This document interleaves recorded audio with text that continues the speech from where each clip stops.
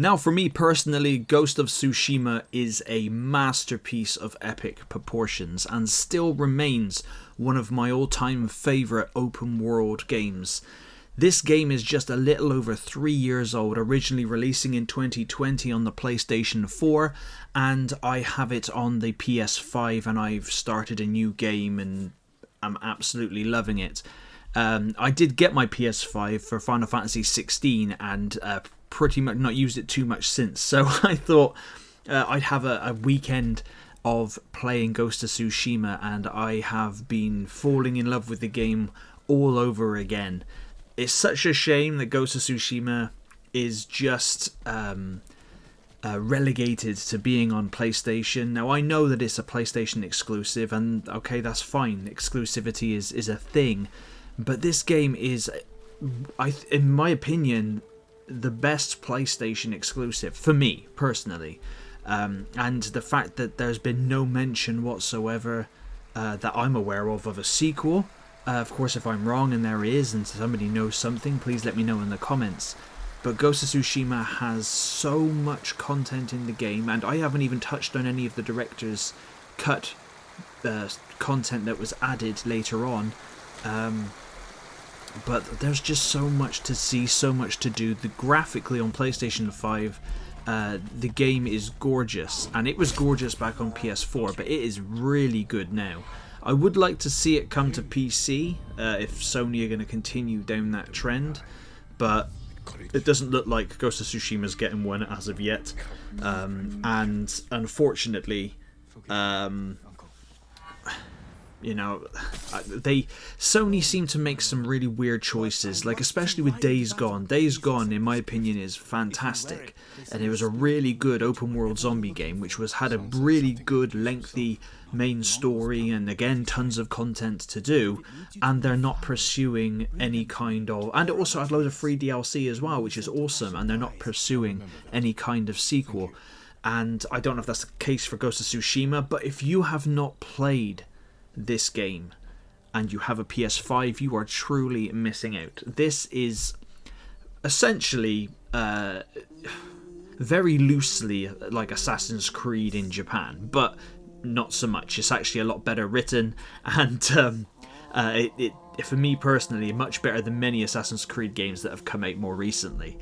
You can choose whether to go full-on samurai and take your enemies on head first, or you can go more shinobi and go in the shadows and strike like an assassin. Of course, this also plays into the main story and Jin's character, as samurais are always taught to face their enemy and look them in the eye, not stab them in the back. And it all works out really, really well. And of course, there is a little bit of choice towards the end of the game. There's loads of side quests, there's loads of hot springs to find, you follow foxes to a shrine and always pet the fox. You can find locations to create your very own haikus, and then you get a headband out of it. There's numerous different armor and clothing that you can find for Jin, as well as sword scabbards. You can upgrade your armor and your swords and your bows. You get a short bow and a long bow, which is pretty cool. You can throw kunai, which are throwing knives.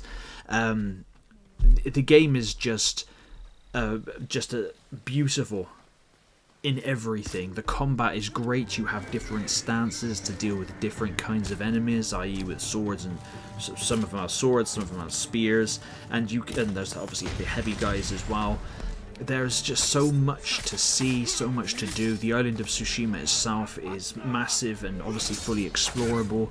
There's obviously, from the Mongol invasion, of course, there's a lot of atmosphere to the game, and a lot of villages that are burned down and all that kind of stuff. So there's a lot to take in there. You can find collectibles and records, and you can also play a flute, so you can sit and look at a beautiful vista, and you can just play the flute and just take it all in, which I'm not going to lie, I do from time to time.